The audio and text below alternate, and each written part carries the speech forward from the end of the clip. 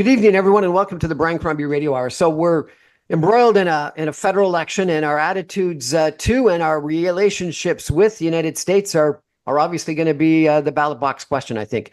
And it's not going to be just trade; it's going to be defense, it's going to be borders, it's going to be a whole bunch of different issues. And so, Colin Robertson, who is a fellow of the Canadian Global Affairs Institute and a host of a Global Exchange podcast, he's an honorary captain in the Royal Canadian Navy. He's an executive fellow at the University of Calgary School of Public Policy, and he spent numerous years from 1977 to 2010 as the head of the advisory secretariat and minister at the Canadian Embassy in Washington, is our guest tonight because he's written about, he's experienced, and he knows a lot about Canada-U.S. relations. Welcome to our show, Colin Robertson. I appreciate it. Good to be with you, Brian. So let me ask you what you think we should be doing. You've written several articles about what we should be doing, about whether we should be believing Donald Trump or not believing Donald Trump, whether we should have an independent trade policy. And you've also talked about how we need to develop a Team America and really reach out to a whole bunch of people other than just the White House in regards to our attitudes. If you were advising the people running for Prime Minister of Canada, no matter what the party, what would you be telling them we need to be doing? Well, I guess I start from the premise that you countries have interests. We have values, but it's our values that inform our interests. And our interests, of course, are sovereignty and sustainable economy. And from that premise, you can't change our geography, nor I think would we want to, because we are right next door to the biggest market in the world. I'd start by saying that we're in a difficult situation with the United States right now, but it is still our goal to try and keep a preferential access to that market and at the same time benefit from the American security shield. So that's where I would start from.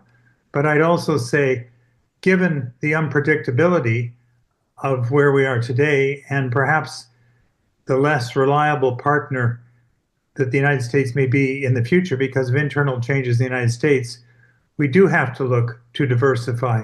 But keep in mind the diversification of trade. We've tried it since Pierre Trudeau's time through contractual links, through our transatlantic partnership, our trans-Pacific partnerships.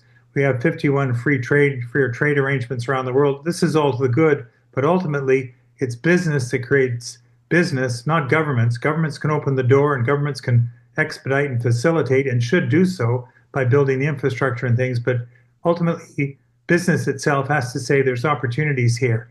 And for now, Canadian business says the market they find easiest to access, whether you're a highly developed Canadian corporation like a Brookfield or just a mom and pop operation starting off, it's the United States. So I'd start from the premise that we first of all try to reestablish a working relationship with what is admittedly a very difficult administration right now. And part of the way we do that is by using all the levers that we possess, and we have actually a lot of levers to influence American policy because it is in their interest as well as our interest that we have this working relationship. And it starts with our allies in the United States, and then it goes to countries like Mexico, with whom we share the what we call the Canada-U.S.-Mexico agreement, and with whom I think we can make common cause. We may, at the end of the day, part on some issues, but we both have a shared interest because Mexico is the southern neighbor, and for the same reasons that we gain great benefit from the U.S. market, so do they. So you talk about relationships. I'm not sure if this actually happened, but sort of the rumor is that our current Prime Minister, Mark Carney, somehow conveyed to the White House, until you stop referring to us as the 51st state, I'm not going to come visit you. And he purposefully went to London and Paris first before going to the United States. Still hasn't gone to the United States, still hasn't spoken, we understand, to the President of the United States, which is very unusual. Typically, the first trip for a Canadian Prime Minister is to Washington. The first trip for an American president is to Canada. Was that a right decision or a dumb decision? I think it was the right decision because we've seen how Mr. Trump treated Mr. Trudeau, Governor Trudeau, 51st state, I think why would you go down there and become the piñata? You saw how he treated President Zelensky with the cameras on. I think this is all showmanship. So I saw no interest and no advantage for Mr. Carney to have have a conversation which would be tweeted upon immediately upon conclusion by Mr. Trump. So I think he was correct to go to first meet with President Macron and then to meet with Prime Minister Keir Starmer in Britain and see the King. Because Europe, we do have a relationship with, and they're in a similar boat to what we are. So why not take stock with two principal allies, countries we have some trade with? But I would put it this way to you, Brian: our efforts to diversify trade will require major effort.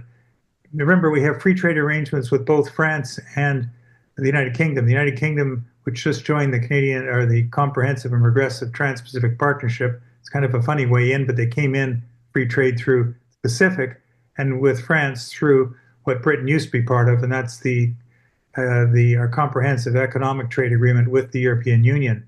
But keep in mind, we do more trade in 4 days with the United States than we do with both Britain and France in a whole year. So trying to diversify trade to Britain and France and to the European Union is still an uphill battle. We've been at it now for 5 years and really haven't made that much headway because there are still challenges, for example, to our beef farmers. And there are things that we're doing that they don't like. The Brits want greater access, for example, to our dairy products market, cheese, something I think we should give up because I think we could actually be a superpower of our own when it comes to dairy. But for now, we've chosen not to. It is going to be difficult, but if all of a sudden our products are 50% more expensive in the United States, and so therefore more cost effective elsewhere, isn't that a possibility? A possibility, but I think it will take, because remember, there are existing trading relationships that the Brits have and the French have, the Japanese have. But it looks like they're going to have high tariffs as well. They're going to have high tariffs as well. With the United States. There may be some diversification, but I think what will happen is the consumers in all of these countries, including the United States, are going to be paying more. Tariffs, remember, are a tax. And so you put a tariff on something, consumers pay, whether they're in the country that you're sending to or in the host country. That's the disadvantage. The great thing, the great development of the last half century was globalization, something really the Americans started after the Second World War, based on sort of freer trade. And by keeping the sea lanes safe, we could do the trade. And the world prospered. We created an international organization, first the General Agreement on Trade and Tariffs, and then the World Trade Organization, to do three things. First of all, to advance further trade, get into things like digital services, and set up the rules and regulations, providing dispute settlement, and then providing a talking shop for trade issues in the same way that the General Assembly is for political and other issues at the United Nations. So what do you think is going to happen? What's your prognosis? I think bumpy times for a while, but I think ultimately in 2 years there'll be elections in the United States, and already Americans are starting to question about, has Mr. Trump made his promise to make things more affordable? Housing prices are going up, the price of gas is going up, their eggs prices, partly because of avian flu, have gone up. So he's not delivering what he promised. And there is, if you look at just the polling tells you they don't think the direction of the country is improved any under Donald Trump. This will come back to bite him. I think he's probably overstretched, and I don't think he's delivering what was probably. The government is in mayhem. If you talk to veterans, for example, they can't get their benefits because the Doge has shut down his Department of Government Efficiency. Well, it's not terribly efficient when you fire half a government and you realize the government is indispensable for providing things like benefits to ordinary citizens, whether you're talking about pension checks or your Veterans Administration benefits, keeping in mind that this is a country where more people do uniform service than in Canada. So you have sort of more of the attitude of be patient. It's this too shall pass.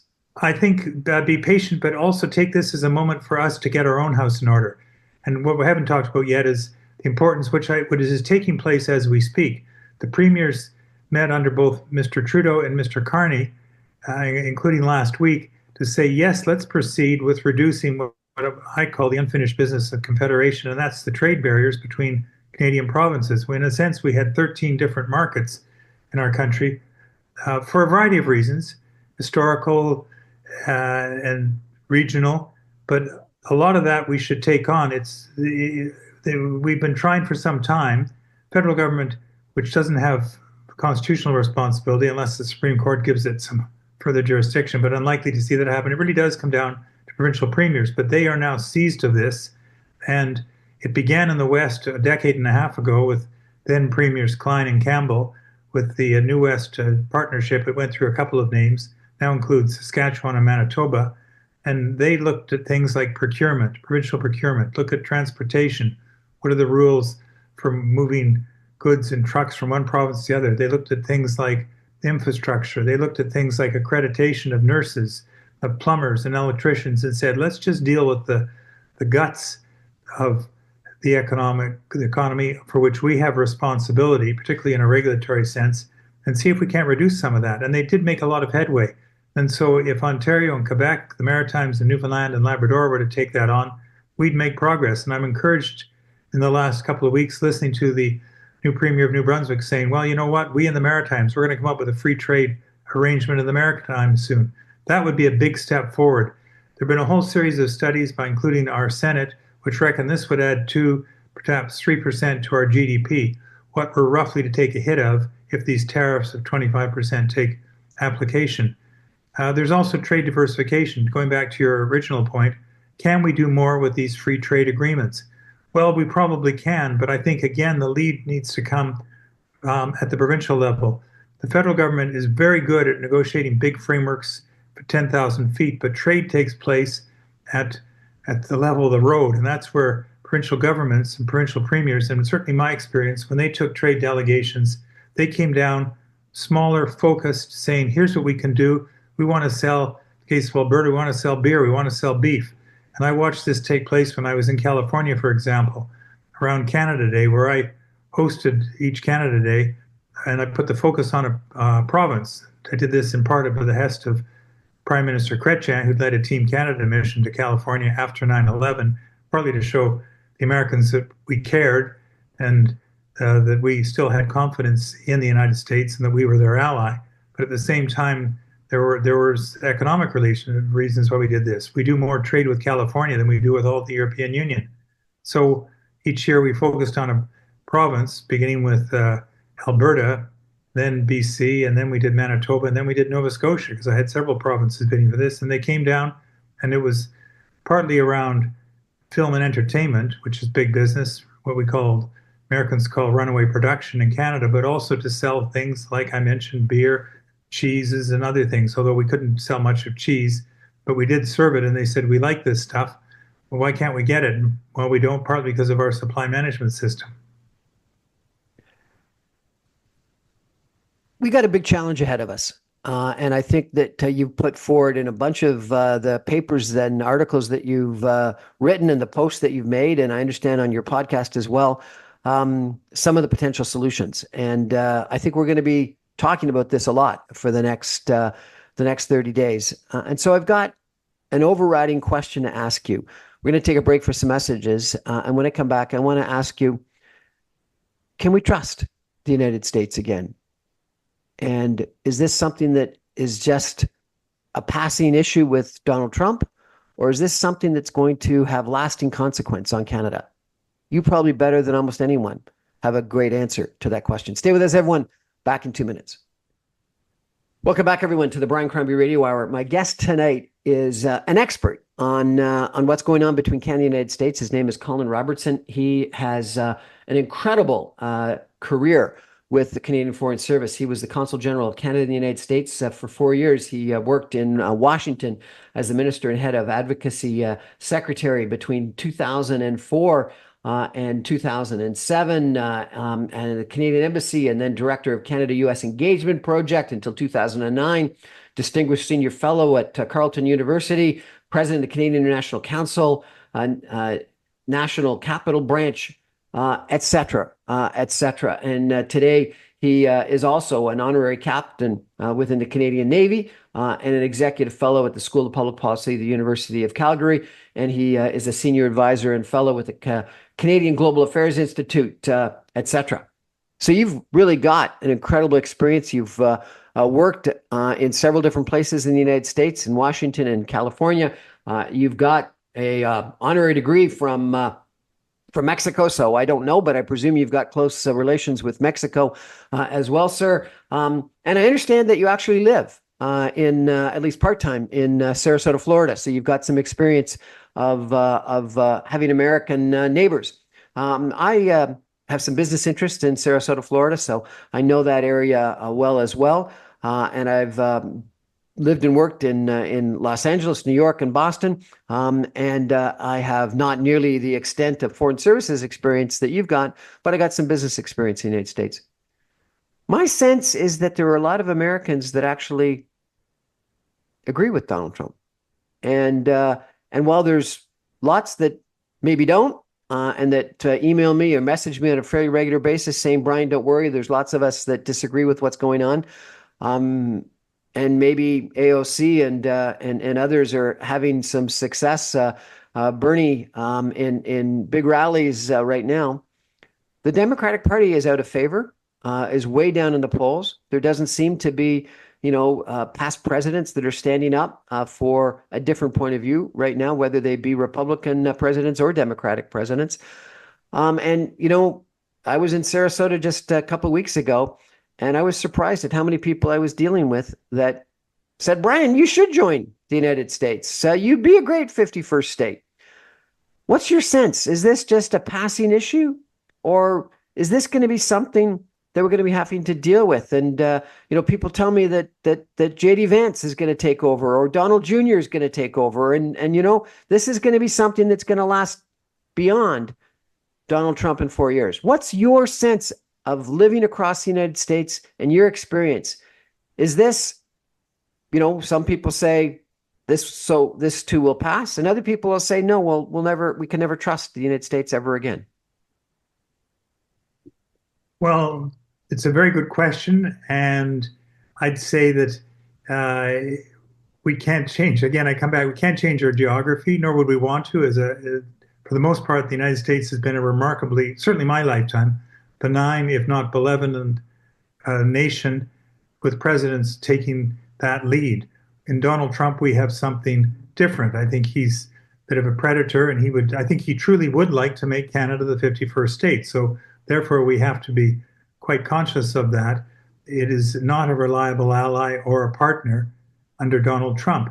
He does represent, as you say, Brian, half of America, and the country is divided. I think if you look back at American history, their first century, they were a potential threat to us. Confederation came about in part because Sir John A. Macdonald said, well, if I don't bring this country together, build that railway to British Columbia, we're going to perhaps lose our West.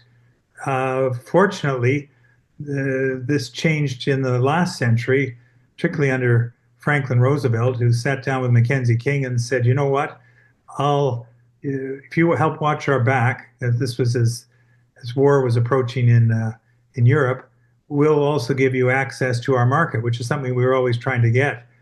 And that set in place basically the foundation, the two pillars of the foundation of the current relationship, whereas depending on our access to their market, their access to our market, at the same time we enjoyed their security umbrella. And for over 100 years now, we've managed our environment pretty well together through a whole series of agreements. And the leveler for this, of course, were agreements. The United States is a litigious society. They do believe in the rule of law, or have until now. And so we were able to have a whole series of institutions with a dispute settlement mechanism, which certainly is how small levels of playing field against big. But to your point about where are we going? Well, the best advice I ever got was from a British journalist who watched the United States for 60 years, a man named Alistair Cook, who used to produce this letter called Letter from America for the BBC. And I met him on my first posting to New York in about 1979, 80. And I also saw him with Donald Trump. Donald Trump then was big in the World Wrestling Federation. He'd come to an event with Leona Helmsley, who was a big developer, opened a new hotel, and he comes in and what my recollection was a raccoon coat, a couple of blondes in either arm, and a cigar. It's again a different era. And I was there, and Cook pointed out, well, this was an American type. This was the United States and its exuberant side. But as Cook observed to me, I think fairly astutely, the United States was always in a race between what he called vitality and innovation and decadence and decline. And it was going to be a close race as to how things ended.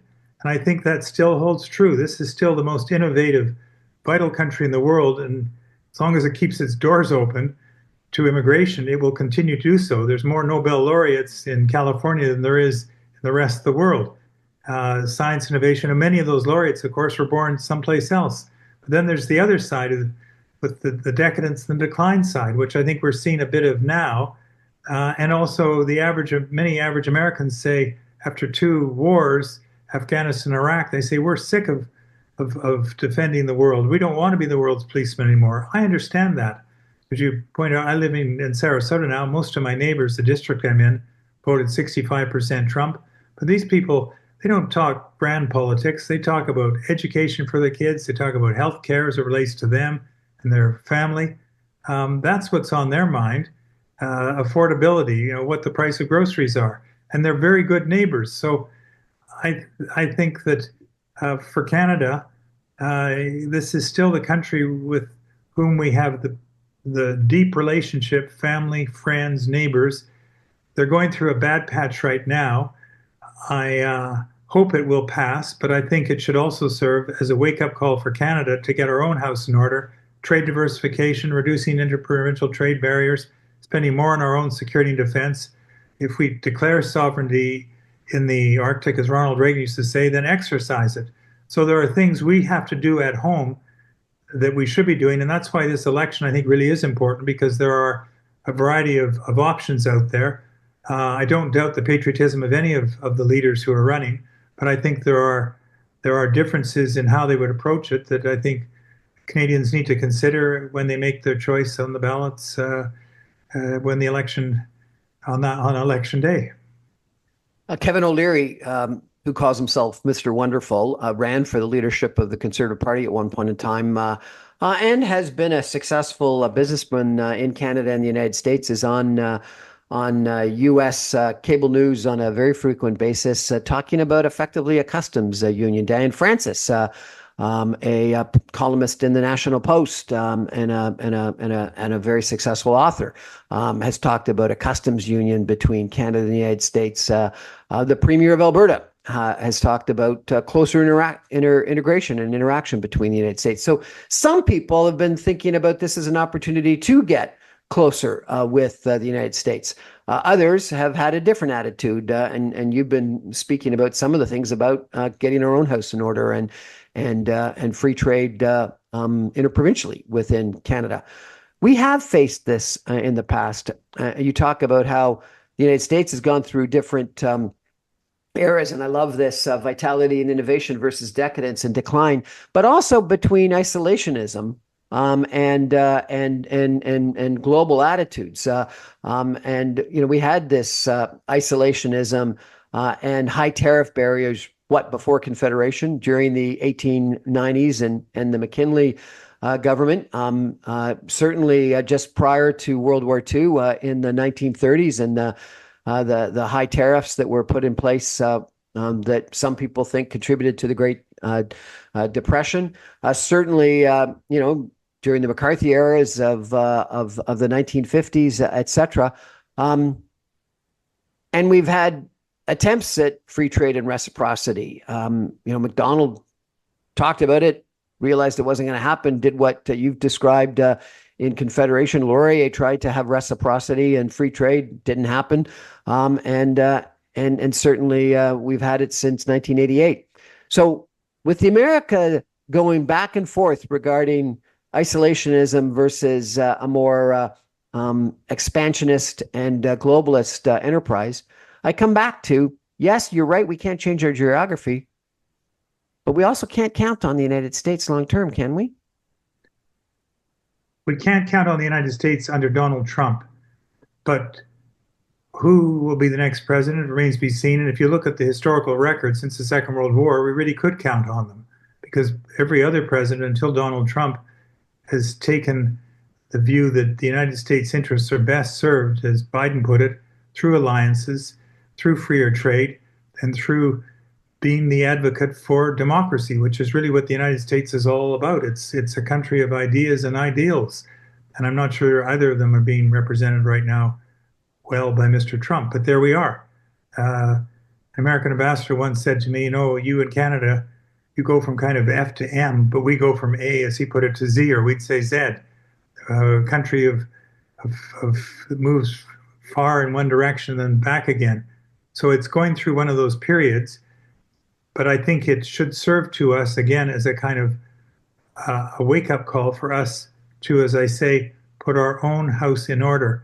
It's rather than complain about the United States, do what we can do to make Canada more resilient, create more relationships around the world, what some would call what strategic autonomy, what de Gaulle called in Europe, sort of the Gaullist approach that France would be independent. So France has its own nuclear weapons. I don't think we need to go that far, but I do think that we need to look to what we can do to kind of made in Canada solutions to make our own country more resilient, put the emphasis on growth, to pay for the things which help define us as Canadian, things like Medicare and I'll go so far as to say dental care and the social justice network. But to do so, you got to pay for it. And we certainly have the resources, but part of it's getting our resources to market. And that's been a problem for us over the past 2 decades, even longer. We've kind of wrapped ourselves up in red tape and things. And sometimes I think we forget what is our natural heritage, which is our resources. So make use of them, be innovative. You can do it in a sustainable fashion. We are innovators when it comes to things like carbon capture and storage, what we're doing in terms of artificial intelligence, quantum physics, what we're doing in terms of just mining techniques. We're actually very good at that. So I don't discount Canada's ability when put to the test to respond. And again, that's why elections matter, because you often get a different host of policies and where do you want to go?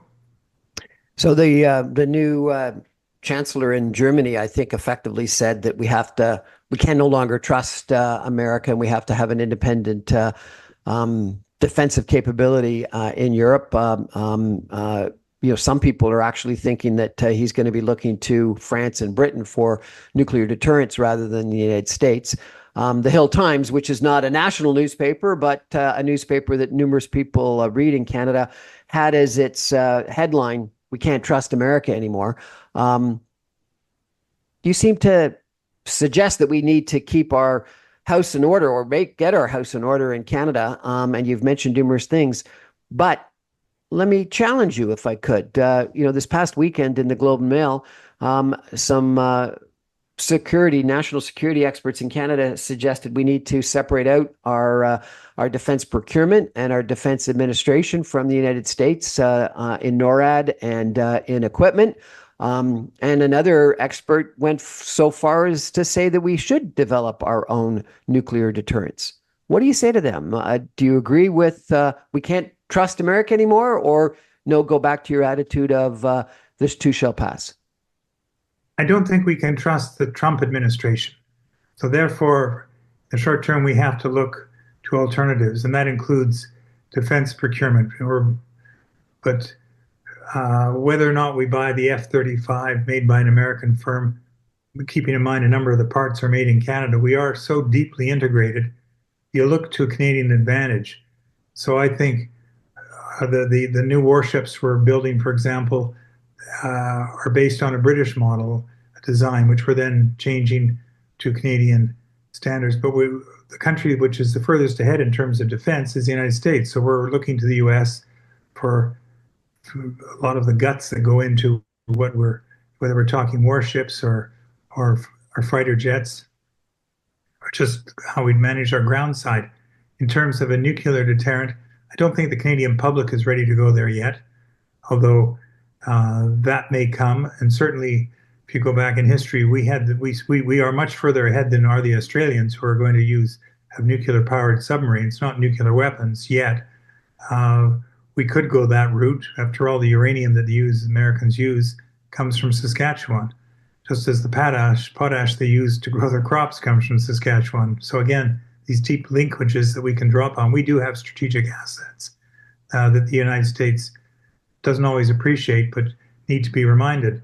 So I would say, first of all, do what we can to secure preferential access to the United States with this, with access to the U.S. security blanket, because it serves our interests. But at the same time, recognize that we need to be more resilient and probably do need to look to other partnerships, because the United States is not the United States that I grew up with. For the reasons you pointed out, the country is different, and there may be more Trump-like periods. We're going to take a break for some messages and come back in 2 minutes with our expert, Colin Robertson, an expert in Canadian-U.S. relations. He spent most, it would appear, of your working career in the Foreign Service and other capacities dealing with Canada-U.S. relations. Stay with us, everyone. Back in 2 minutes.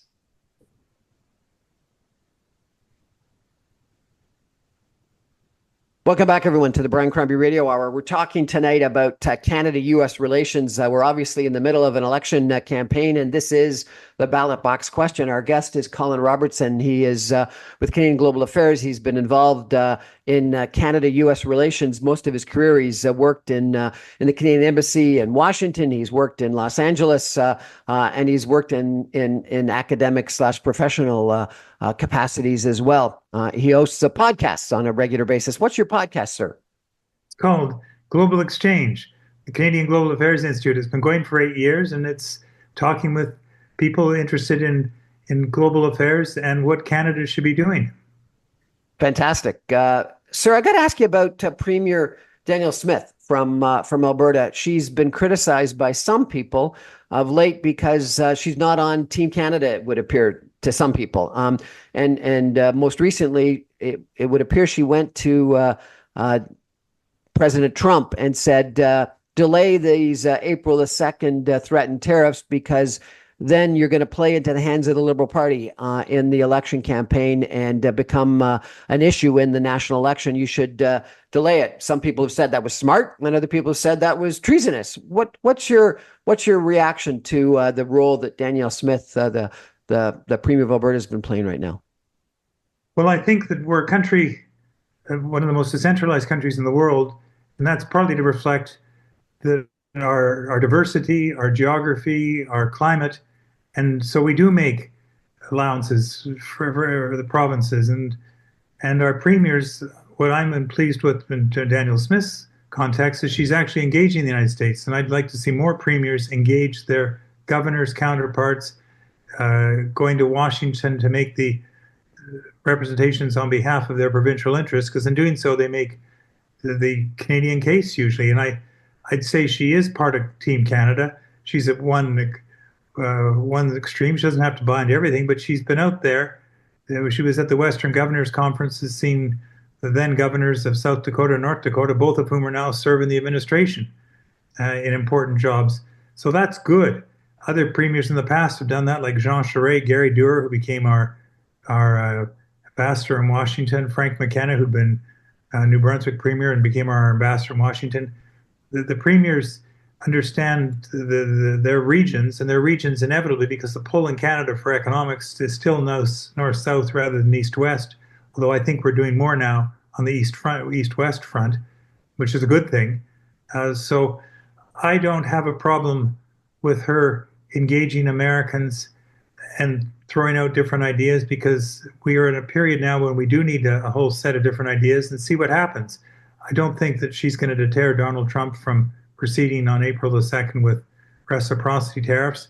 He'll make up his mind on a whole bunch of other reasons, not just because of Danielle Smith. You've talked recently in an article that you posted that we need to develop / promote the creation of a Team America, not just a Team Canada, that we need to find our champions, our friends in the United States, that they then go to the White House and or their elected representatives and support us. So what would you tell people that are listening tonight, people in Canada, Canadian business people, et cetera? There's been this huge amount of Buy Canada fervor in Canada. Is that the right strategy, or should we still be buying American? Is it good to make American businesses hurt because of lack of sales? What should Canadian companies be saying to their American clients? You mentioned that it's a tax. The tariff is a tax. China has recently put a big tariff on canola. Canola prices are down, and so it would appear that Canadian farmers are actually paying some of that tax, not just Chinese consumers, as global prices for canola have slipped fairly dramatically, and that may be the case for a lot of other Canadian producers once American tariffs come in place. You also mentioned in your article this new regulation in regards to Canadians that are in the United States longer than 30 days have to start carrying around a paper all the time. So should snowbirds no longer be going to the United States? Should we stop traveling to the United States? What's your guidance to the people listening tonight, people in Canada and Canadian business people? I come back to, we would like to have these tariffs lifted because it's in the mutual interest of both countries for our prosperity. So starting from that premise and recognizing that a third of our economic prosperity is generated from trade with the United States. For every province, their biggest trading partner is the United States. Business wants stability. They don't like disruption. So it is in our interest to try and preserve those trade agreements, those trade arrangements that we have, because ultimately it benefits business. So how do we preserve it? I think every Canadian business that is either buying or selling from the United States need to phone their suppliers or their customers and say to them, look, these tariffs are going to hurt you. If you don't like them, and you'll find receptivity on the American part, you Americans have to phone your local legislators, whether it's in the state or your congressman or your senator or your governor, and make your voice felt. That will have weight. Trying to go through Donald Trump, and for the same reason I don't recommend Mark Carney go and see Trump, who will just treat him like he's treated others. But there are people around Trump that have influence. The tech industry, for example, putting higher prices on Facebook and taxing them, I think that's probably a good thing. Make them hurt. So they say, look, Donald, maybe we should go a bit lighter on Canada. But if it comes from the average American voter who ultimately in 2 years is going to return a Republican or Democratic majorities in the House and the Senate, that will have weight. And so I think we empower ourselves and our friends, and no country has as many friends, neighbors, and allies and family in the United States as does Canada. We're the biggest source of tourism. There's 1 in 4 Ukrainians that have blood relatives in Russia, and that, my understanding, is a similar statistic for Canada. In terms of Ukraine? Ukrainians have 1 in 4 Ukrainians have blood relatives in Russia, and that didn't seem to help them. And propaganda has influenced all the Russian family and friends to no longer believe in, and a lot of the Facebook messages and relationships and friendships have ceased to exist. 1 in 4 Canadians has a blood relative in the United States. We have these incredible close relationships. We travel back and forth across the border on a regular basis, but it happened between Ukraine and Russia too. Well, we're not, fortunately, yet in war with the United States the way that Ukraine is with Russia. I think they are different situations. I do think Russia's an autocracy and their media is tightly controlled. The American media is not controlled, they still have freedom of speech. So I think there is an opportunity for us to do so. And I think that's one of the vehicles we should take. I think using the snowbirds, for example, who contribute to the economies, and them letting people who they buy from say, look, this is not doing us any good. I think that will help. That's how America works. My observation of the United States, it's the hurly-burly. You get in the ring and you fight it out. And I think that we have tools that we can use.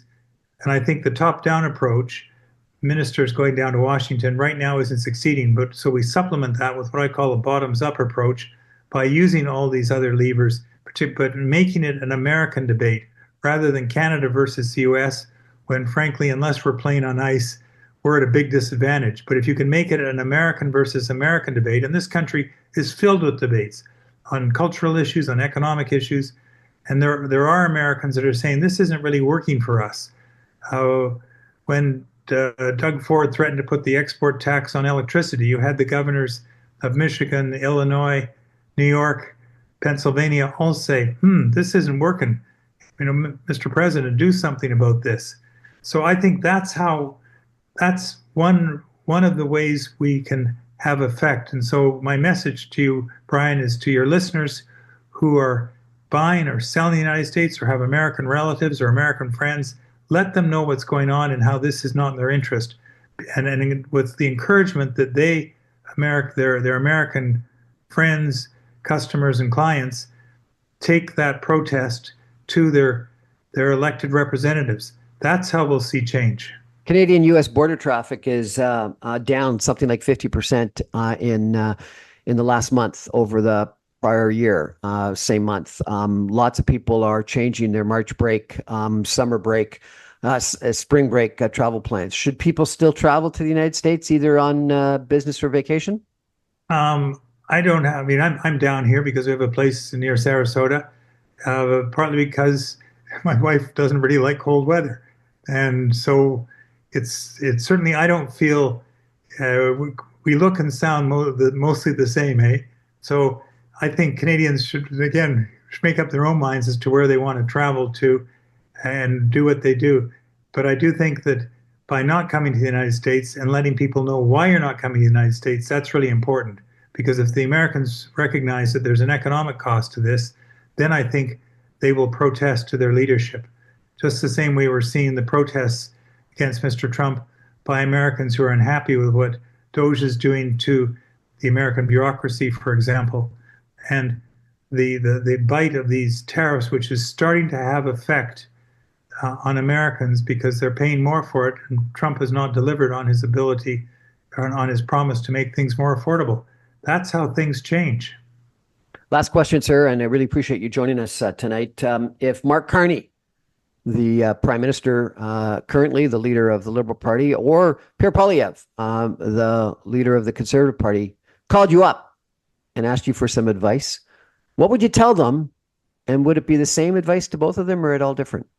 No, it would be the same advice to both. I'd say, our job is always to defend, your job is to defend Canadian interests. How best do you defend Canadian interests? Well, I think we want to preserve this access to the United States that we have. And here's some ways you can go about it, because ultimately that will help create the Canadian prosperity that we've enjoyed, particularly since we've had freer trade, which is now under some threat.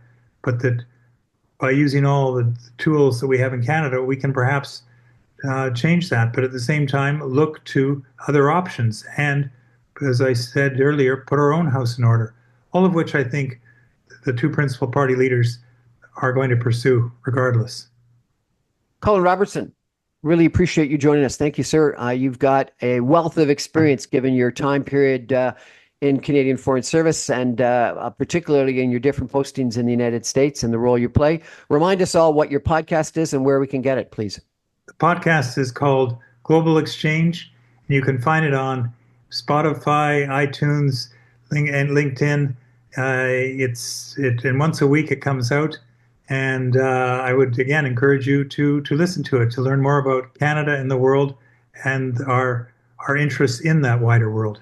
Thank you very much for joining us. We're going to take a final break and come back with a couple of my own views on this topic in just 2 minutes. Thank you to our expert, Colin Robertson.